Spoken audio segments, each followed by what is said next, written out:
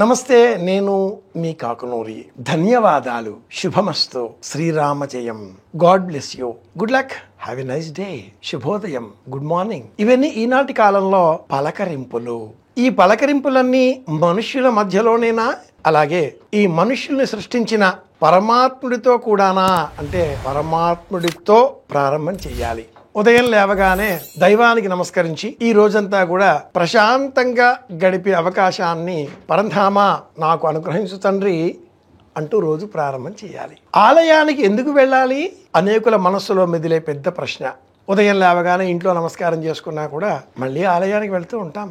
ఆలయాలు కూడా దరిదాపుల్లో ఉన్నవి కాకుండా రామేశ్వరం, కాశీ, తిరుమల, సింహాచలం ఇలా అనేక క్షేత్రాలలో మళ్ళీ కూడా వెళుతూ ఉంటాం. ఆలయానికి ఎందుకు వెళ్ళాలి?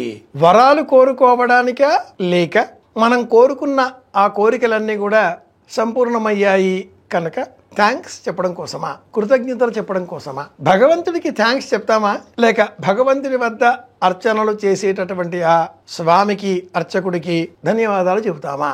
భగవంతుడు మనలో, ఆలయంలో, అంతటా, అందరిలో. ఆలయానికి అదే పనిగా వెళుతూ ఉంటే పరమాత్ముడికి కూడా విసుగేస్తుంది. ఆలయం ఒక విహార కేంద్రం కాదు. ఆలయానికి ఒకసారి వెళితే చాలు. తిరుమల, లేక రామేశ్వరం, కాశీ, కన్యాకుమారి, అరుణాచలం అనేక దివ్యక్షేత్రాలు, గర్భాలయం దాకా మళ్ళీ వెళుతూ ఉంటారు అనేకులు. నాకు 10 మంది తెలుసండి, నేను 10 దర్శనాలు చేసుకున్నాను అని కూడా చెబుతూ ఉంటారు. ఒక్క దర్శనం కూడా చేసుకోలేదు అతడు. ఈ కళ్ళతో వెళ్ళాడు, ఆలయానికి చూచాడు, వచ్చాడు చెబుతున్నాడు. మనస్సు ద్వారా దర్శించిన దర్శనం కాదది. ఆలయానికి అదే పనిగా వెళ్ళకూడదు.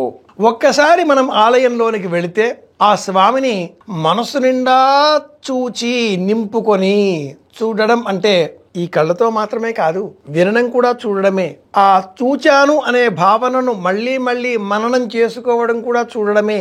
అలా చూచే పక్షంలో మళ్ళీ చూసే అవసరం లేదు. కళ్ళు మూసుకుంటే స్వామి కనిపిస్తాడు. అలా చూచిన పక్షంలో మాత్రమే మళ్ళీ చూసే అవసరం ఉండదు. విహార కేంద్రం కాదు, ఆధ్యాత్మిక శక్తివంతమైన క్షేత్రం అది.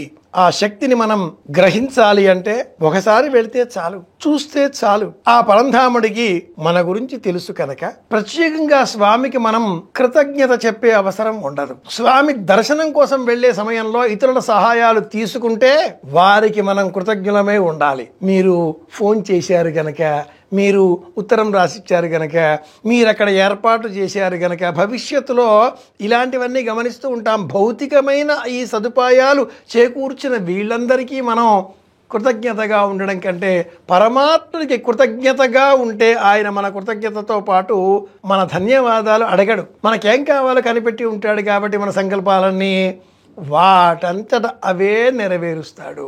మనకి ఏది కావాలో ఆయనకు తెలుసు, ఎప్పుడు ఇవ్వాలో కూడా ఆయనకు తెలుసు కనుక పరమాత్ముడి ఆలయానికి పదే వెళ్ళే అవసరం లేదు. వెళితే ఇతరులు వెళ్ళే సమయాన్ని మనం దొంగిలించినట్టే. ఇతరులతో పోల్చుకొని వాళ్ళకంటే నేనేదో గొప్ప అని ప్రచారం చేసుకోవడం కోసం వెళుతున్నట్లే. కనుక ఆలయాలకు వెళ్ళే సమయంలో 1కి 10 సార్లు పునః ఆలోచించి వెళ్ళండి. ఒక్కసారి వెళితే చాలు, పరంధాముడు ప్రసన్నుడవుతాడు. తెలుసుకున్నాం కనుక పాటిద్దాం. మళ్ళీ కలుసుకుందాం. నేను మీ కాకునూరి. శుభమస్తు. శ్రీరామ జయం.